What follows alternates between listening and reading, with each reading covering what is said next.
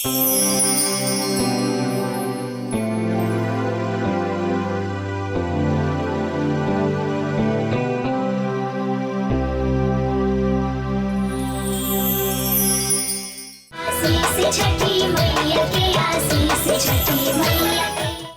बच्चा, लमुन्नू आओ, जाओ। अरे बिटिया आराम से आराम से आराम से। कैसे बच्ची? वो लड़की कहाँ गई? देखिए इधर उधर रहते ये गांव के, फिर आज ले ओकरा से भेंट का है ना भाई। कहीं कोनो और गांव के तो ना रही और हम ये गांव में अपना टाइम खराब कर रहे बने। कौन चाहिए? ले ले एक ही ले ले, निकाला। आ बच्ची तू आवा, नजदीक आवा, जाओ। दीदी गुल्लू चाचा के यहाँ जाबे से पहले एकरा के पास चला, हमरा खावे के बहुत मन कर रहा बा। ना रोशन, अभी जवन काम खाते निकलल बानी, पहले ऊ कर लियल जाओ। ये कहा जाई? घर आवे के समय तब ले लिया। दीदी पता चले जब ले आई सब बिक गए। चला ना, 2 मिनट तो लगी। अच्छा ठीक बा, चला।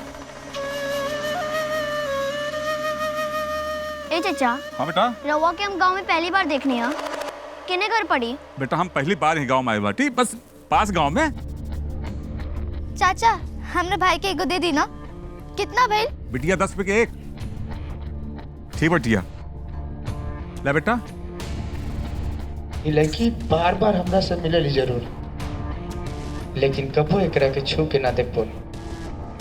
तू ना लेबू? कहे बिटिया तू लेबू? बहुत स्वादिष्ट बा बिटिया। ना चाचा, हम ना खाइब। रोशन पैसा दे दो।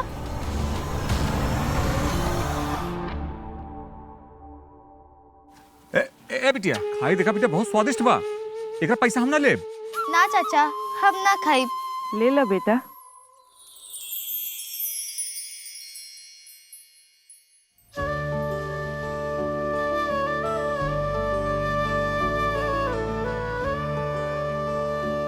माई बहुत प्यार से दे रहल बाड़े, प्यार के सम्मान करे के चाहिए। माई रवा भी ले तबे हम ले। ठीक बा। चाचा तू का दे दा। हाँ बिटिया।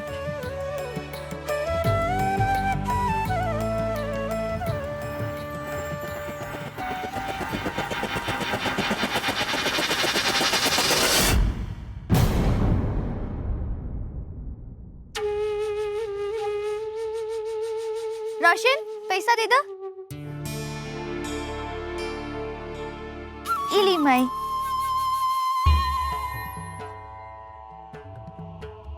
चल चलो।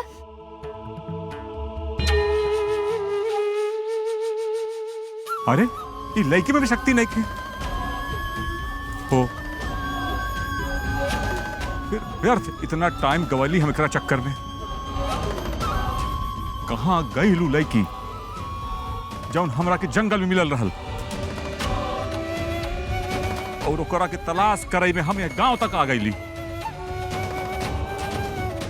पहचान के भी रिस्क ले ली हम। अब वो लड़की कहाँ मिली? कहाँ मिली वो लड़की? भैरव! जाने लो माई, ये खिलौना बनावे के काम बहुत संजोग से मिलल बा। न जान न पहचान। बस जब गरीब बच्चन के गरम कपड़ा देवे गल रहली त ऊ हमार फोटो खींच लेलन और हमरा बारे में पता कैलन कि हम बहुत अच्छा खिलौना बनावेनी। अब खाली ई जाने भर से कि हम खिलौना बनावेनी का केहू 5000 रुपया के ऑर्डर दी, बिना हमार हुनर देख ले कि हम कैसन खिलौना बनावेनी, ऊ एडवांस भी दे देलन। ये सब का पामाई? साफ साफ दिखाई देता कि छठी माई के हमरा ऊपर हाथ बा, उनकर आशीष बा। अब चाहे जोन भी भइल तो तोहरा वजह से ना। तोहरा में गुण तो बा कि तू अच्छा खिलौना बनावेलू। माई आज तो हम खाली माटी रेडी करे जा रहल बानी, काल से खिलौना बनावे की शुरुआत करब। टाइम मिली तो रवा भी आई ना, अच्छा लगी हमरा के।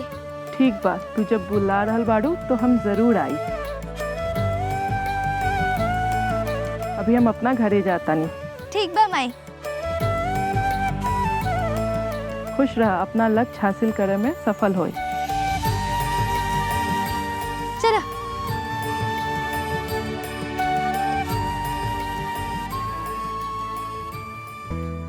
आइला वीडियो ऑफिस में जाके देता, तार माई के पेंशन मिले लगी। आओ कोनो दिक्कत हुई तो हमरा जरूर बताइए। जा पार्वती, काल चल बेटा। प्रणाम मुखिया चाचा। खुश रह बेटा। बाबूजी की तबीयत बतावा, पहले से ठीक बनन ना? अभी सुधार बा, और जवन दवाई खत्म हो गई रहे वो काल शहर से आ गई बा। बहुत बढ़िया, बड़ा अच्छा खबर दिलू बेटा। जल्दी से पढ़नी से ठीक हो जास, बस ये इच्छा बा हमार।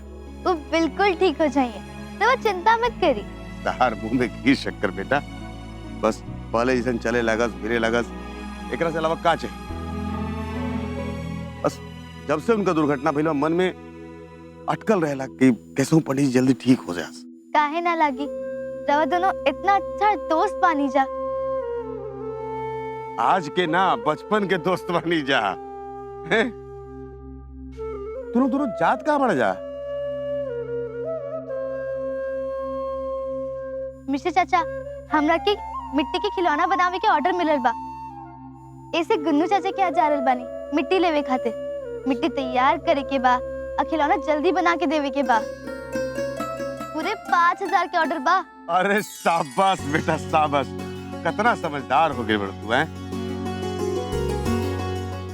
तोरा को बात बताई, तोरा देख के बड़ा अच्छा लागेला। मन में आवेला कि जैसे हमनी बचपन के दोस्त बनी, हम और तार बाबूजी, जैसे तू और प्रिया बचपन के दोस्त बन गए। मिश्रा चाचा, रवा के कुछ जरूरी बात बताए के बा। हाँ बेटा बोला ना। पता ना रवा के मालूम बा कि ना, लेकिन अपन गांव में एगो आई कैंप लगे वाला बा। ऊ में इंडिया के सबसे नामी आई सजन आवे वाला बाड़न। हमरा के पूरा विश्वास बा कि प्रिया की आँख की रोशनी जरूर आ जाई है। हम ये बात चाची के भी बतवले रहनी। ना ये बात तो अभी तक तोर चाची बतैली ना हमरा के। ओह, भुला गइल होयन। भूल गई? इतना बड़का बात तू भूल कैसे सकेली? ताज्जुब के बात। कौनो बात ना चाचा, आई कैंप लागे में टाइम बा। प्रिया की आँख की रोशनी वापस आ जाई, ये सबसे बड़ बात बा। हाँ बेटा, एक तो सबसे बड़का बात बा।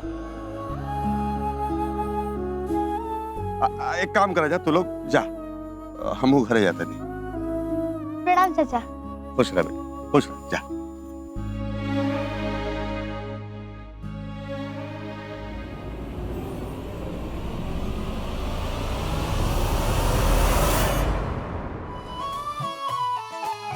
आगे लो पार्वती बेटा।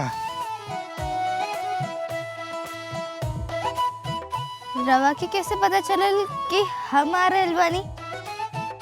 हम तो पहले ना बतवले रही। बेटा जैसे तीरंदाज आसमान में उड़त पंछी के पर गिन लेला, वैसे ही हमहू तोहरा कदम के आड़ से पता लगा लेन। प्रणाम चाचा। अरे खुश रहो बेटा, खुश रहो। चाचा, ई बार शहर की दुकान से हमरा के खिलौना बनावे के ऑर्डर मिलल बा। पूरे 100 खिलौना बनाए के बा। अरे बेटा ये तो बहुत खुशी के बात बा। हाँ, खुशी की बात तो बा। वो 2500 रुपया एडवांस दे देले बा। अब बाकी 2500 रुपया वो ऑर्डर पूरा करे के बाद दे। बहुत बढ़िया, ये ऑर्डर तारा बहुत सही समय पर मिलल बा। पंडित जी के इलाज में काम आई। चाचा, हम मिट्टी लेवे खातिर आयल बानी। अरे बेटा तो ले लेना, हम कब मना के ले बनी। चाचा, ई बार खिलौना ज्यादा बनाए के बा, तब माटी भी ज्यादा लागी। कोनो बात नहीं है, तारा जितना चाहिए उतना ले ला। हम कबो आदले तरह के कोनो चीज खातिर मना कैले बानी, अब काहे करब? चाचा, ई बार हम माटी फ्री में ना लेब। ई खिलौना बनाए के हमरा के कुल 5000 रुपया मिली। आगे जब पैसा आई तब रवा के माटी के पैसा दे देब। जब हमरा और माटी से खिलौना बना के बेची हमरा के पैसा मिली तो रवा के भी तो वो पैसा देवे के पड़ी। अरे बेटा, तहार यह विशेषता तारा के दूसरा लोग से अलग करेला। तू हमेशा समझदारी और होनहारी के भावना से काम करेला। तू पैसा देवे के चिंता मत कर, तू जा अपन मिट्टी तैयार कर। रोशन चला, एक काम करे से पहले एक बार छठी मैया के नाम ले ला। छठी मैया की जय। जय।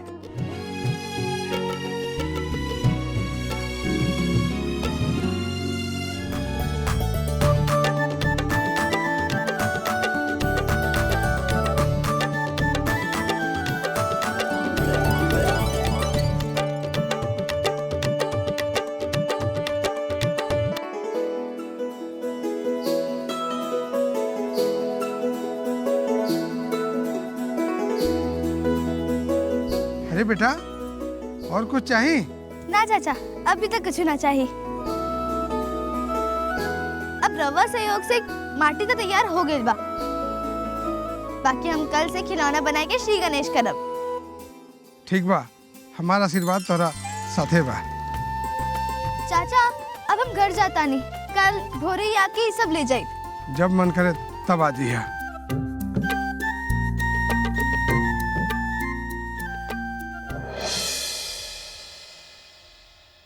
शांति, तू ऐसे कैसे कर सकेलू? का हम का कहीं नहीं।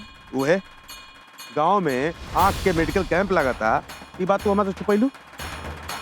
देश के सबसे बढ़िया डॉक्टर आंख के आवता और हमारे से बतैलू ना। वो तो भला पार्वती रास्ता में मिल लिया तो बतैलस हिया। रहुआ मुखिया बानी, गांव देहात घूमे नहीं, और हमरा के का पता रहे कि जे बात पार्वती के पता है वो रहुआ के ना पता बा। बाकी हम प्रिया के ये बात बता देले बानी। हाँ? हाँ प्रिया के सब बात बता देलू? हाँ, का कलस प्रिया? पहले तो हम सोचनी कि वो ऑपरेशन के नाम सुन के डरा जाई, लेकिन जब हम ओकरा के ऑपरेशन के बारे में बताईनी तो वो एकदम खुशी से एकदम घूम गईली। सच का तड़ू? हाँ, प्रिया ऑपरेशन खातिर मान गईली? शांति, एकरा से बड़का खुशी के बाद का हो सकेला? शांति, जब इंसान के मन में संदेह आ जाला ना, तो इंसान वही क्षण खत्म हो जाला। हम जब तोरा पास आवे खातिर निकलनी हो, यहाँ तक आवत आवत पता नहीं का दिमाग में चलत रहल, का सोचनी है। रहुआ तो ये सोच ले हो खबनू कि हम प्रिया के आँख ठीक होके ना दियल चाहता नहीं। आखिर सौतेली माई जे बाड़ी हम प्रिया के, हम ओकर भलाई कहाँ चाहब? अरे ना शांति ना, तू प्रिया के सौतेली माई नहीं खू, अपन सगी माई के तरह तू कैसे प्यार करे। चिंता ही बात के रहे कि अगर प्रिया के ऑपरेशन के बाद पता चली तो वो कैसे समझी, कैसे ली बात के। लेकिन तू हमार सब परेशानी हर ले लू, प्रिया के ऐसे समझेलू, तू ऑपरेशन खातिर राजी हो गई। पापा, छोटकी माई भी हमरा के ई बात बतावे के खातिर डरत रही। कालीकांत, पार्वती के तनिको आबे में देर हो जाला ना तो हमके बहुत चिंता होए लागेला।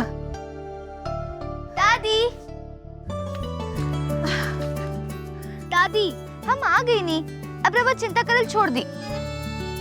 हम सियान हो गइल बानी, अपन भरा बुरा समझे लागल हई। हमरा तोहरा समझदारी पर कोनो शक नहीं खे। तो कौन बात पर शक बा जे रउआ हमार इतना चिंता करेनी? बताई, हमरा और ई चिंता के भी दूर कर देता नी। छोड़ो बात के, अब तू आ गईलू, हमार चिंता खत्म हो गई। हमके ये बतावा, जोन काम खातिर गईल रहू वो काम भइल? दादी, गुन्नू चाचा बहुत नेक आदमी बाड़न। हम माटी के बात कहनी और सुनते ही हाँ कर देनी। अरे वाह। हाँ दादी, दीदी माटी भी तैयार कर देली। अब काले से खिलौना बनावे के काम शुरू, डन डना डन। अरे वाह, ये तो बड़ी नीक काम बा। और ये हाथ में का बा? दादी, इमे कलर अब ब्रश बा। राकेश चाचा जब एडवांस दिले रही वही पैसे से खरीद लेनी है। पार्वती, तोहरा जौन आदमी काम देलन, छठी मैया उनका बरकत दस। बहुत जरूरत के समय पे वो मदद कैले वारन। अब बस तू अच्छा से काम करके उनका के दे दा। दादी, ई काम हम छठी माई के नाम लेके शुरू कैले बानी। सब अच्छे से संपन्न हुई। हाँ बेटा। कहाँ गईले रहे तू? हम कब से खोजत रही तोरा के? पूरा भरुच्चर बन गइल बाड़ा। हमरा बार-बार मना कइला के बादो कबनो बात तोरा महिलवा में घुसत नहीं गई। का चाहेला? कोनो दिन जम के दुनाई कर दे तोहार। मम्मी तो हमेशा गुस्सा में काहे रहेलू? हम दीदी के साथ गई नहीं गुन्नू चाचा के टीला पर। काहे खातिर? मालूम मानू कि दीदी के खिलौना बनावे के ऑर्डर मिलल बा। माटी तैयार करे खातिर दीदी जात रहनी तो हमू साथे चल गई नी। इनका के जॉन करे के बा उ करे दी। तू इनका साथे बावला मत बन। ई त पढ़ाई लिखाई छोड़ के खिलौना बनावे के बिजनेस करिए। तू पढ़ाई ना करबे तब भैंसी चराबी के अलावा तोरा के कौनो काम ना मिली। बुझले कि ना बुझले?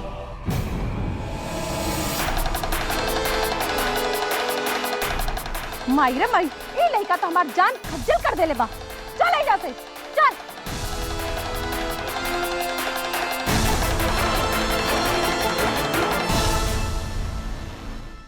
हाँ प्रिया बेटा, आज ले हमरा इंजेक्शन से डर लागा था, लेकिन जब हम तोहर ऑपरेशन के बात सुननी तो हम डरा गई और हमरे दिमाग पे तरह तरह के बात आवे लागल। फिर सोचनी कि जब हम बड़ बानी तो प्रिया बेटी तो छोटी बच्ची बाड़ी, कहीं डर गईली तो इतना अच्छा मौका हाथ से निकल जाए। लेकिन हम तोहर हिम्मत के दाद देतानी। जब तोहरा के हम ऑपरेशन के बारे में बताईनी तो तू डराइलू ना, बल्कि खुश हो गईलू। प्रिया, हमरा पास तोरा खातिर एगो और खुशखबरी बा। कैसन खुशखबरी बाबूजी? बतावा नो प्लीज। पार्वती के शहर के खिलौना दुकान से खिलौना बनावे के ऑर्डर मिलल बा, वो भी 5,000 रुपया के। का?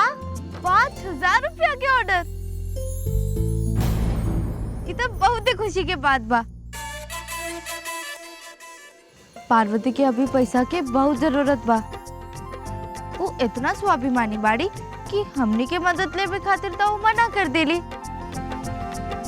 बाकी छठी मैया उनका के मदद कर देनी।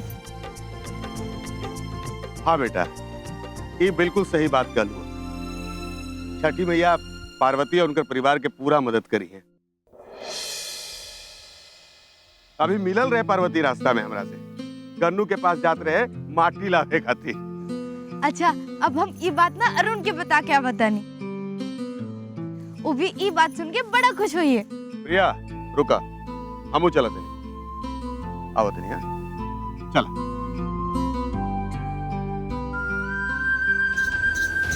कि पर्वतिया मुखिया जी के आई कैंप के बारे में बता देले बिया। अब प्रिया के आँख के रोशनी लावे में जुट गई बिया।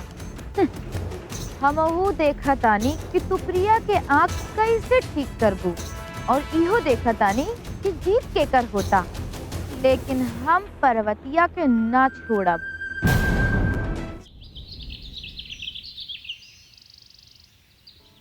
पार्वती दीदी, हमरा के छोड़ के अकेले अकेले जा रहल बाड़ू। रोशन, तू हमरा साथे मत जो। चाची की पता लग जाए तो हमरा के डांटे लगी है। 5 बात तोहरा के सुनाई है, 10 बात हमरो के। अब घर में टेंशन हुई वो अलग ना, हम तो जाई। ठीक बा, चलो। ए रोशन माँ, रुक। केने जाता रे? कल तोरा के हम पर्वत एक साथ जैसे मना कर ले रही नू। और तोरा तो कहले रही ये तोरा से छोट बा, तू मना ना कर सकेलू। मम्मी, हम अपना मन से जा रहल बानी। दीदी तो अभी मना कईनी। रोशन, तू मत जो। हम अपना दम पे काम ले ले बानी, तब खुद कर ले। पार्वती, तू ढेर चालाक मत बन। अगर तू चल जाइबू तो तोहर बदले घर के काम क्या करी? तोहर बाबूजी के दादी? चाची, हम सब काम कर देले बानी। माई रे माई, घर के काम के मतलब जाने लू? द्रौपदी के चीर के लेका होला, कतनो भी काम करी खत्म ना हुई, कुछ ना कुछ रह ही जाई। चाची, हम बाकी काम आके कर दे। अभी हमरा जाइल बहुत जरूरी बा। कौन काम करे जा रहल बाड़ू? तनी हमहू तो जानी। खिलौना बनाए के ऑर्डर पूरा करे के बा। माई रे माई, इनको बूट नहीं भर काम मिलल बा। ऐसन हल्ला करल बड़ी जैसन कौनो कंपनी खोले जा रहल बड़ी। जो भाई, ना तो तोहार दादी फिर हमरा से लड़े लागी। जो रोशन, तू चल घर के अंदर चल।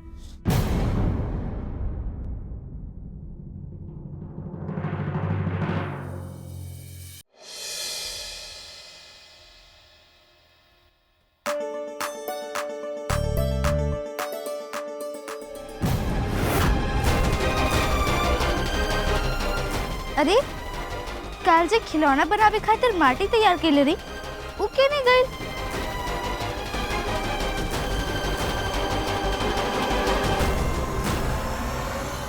चाचा, काल जे खिलौना बनावे खातिर माटी तैयार केले रही, वो के नहीं गई? तू पिछला बार गरीब बच्चन के मदद करे खातिर खिलौना बनौले आलू, तो हम कुछ न खाने, माटी तरह के फ्री में देनी। लेकिन अब तू यह खिलौना बेच के 1000 रुपया कमाता रो, ओमे हमरो हिस्सा होला नु। चाचा, काल तो हम कहले रही ना कि हम रवा के माटी के पैसा दे दे। पार्वती, तू एकरा खातिर एडवांस ले ले बाड़ू, तो हमरो एडवांस मिले के चाहे नु। हमरा के एडवांस दो, तब हम तरह के बाटी दे। चाचा, जे एडवांस पैसा मिलल रहे वो सब तक खर्च हो गई, कुछ बाबूजी की दवाई में, तो कुछ खिलौना बनावे के सामान में। अब काल तो हम कहले रही ना कि ऑर्डर कंप्लीट करे के बाद जब कुल पैसा मिली उनमें से माटी का पैसा हम रवा के दे दे। जौन पैसा तारा मिल रहा है तौन खर्च हो गई, तो अब जौन मिली तौन खर्चा ना हुई, ये हम कैसे मान ली? तार बाबूजी बीमार बानी, उनका दवा बीरो के इलाज में खर्चा बा, तो फिर तू पैसा खर्चा कर देबू। गुनू चाचा, अभी हमरा लगे और ही पैसा नहीं के, हमरा की माटी ले जाए दी। बेटा, वो तहार प्रॉब्लम बा, हमरा माटी के एडवांस पैसा मिली तब हम तारा के माटी दे, न तो ना दे।